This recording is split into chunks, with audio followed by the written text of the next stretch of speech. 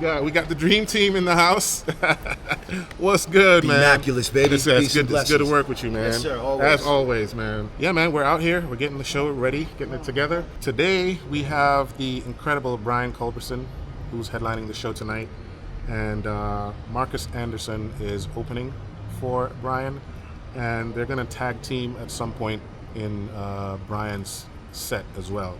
Brian has been here before. This is the second time I've worked with Brian's team. So I was on monitors the last time with Brian's monitor engineer, Michael Herman. So it's going to be fun. So stick around and yeah, enjoy the show. Here with the main man, Brian Culbertson himself. What's up? Welcome back, man. It's great to have you back here in Good Atlanta. to be in Atlanta, We're looking forward to a great show. Brian, just real quick, man.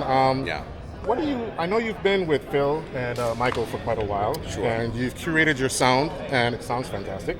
But I wanted to ask you, if you were hiring engineers at this moment, if you could take me back, what do you usually look for to get the sound that you're looking for on stage and for the audience?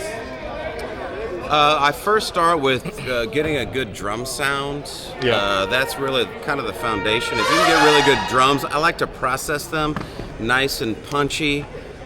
And clear, crystal clear. So it's a lot of EQing, carving out, muddiness. Yep. Plenty of high end on the hi-hat and snare. Good punchy compression. Nice. Also, overheads. You crush them. We do at least 10 to 1. Wow. Okay. Okay. At least, so it's like it's really hitting hard out there. Yeah. Beyond that, then we start filling in the other instruments. You got to get the bass so it's not competing with a kick drum.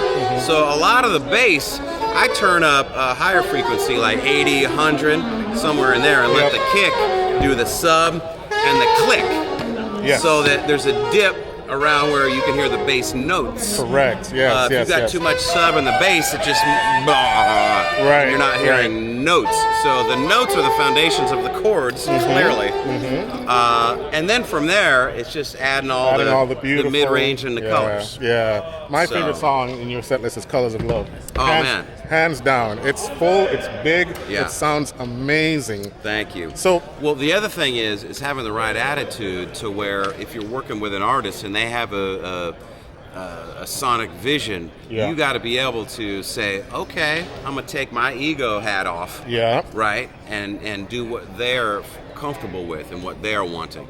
So you need to be able to adapt in different situations.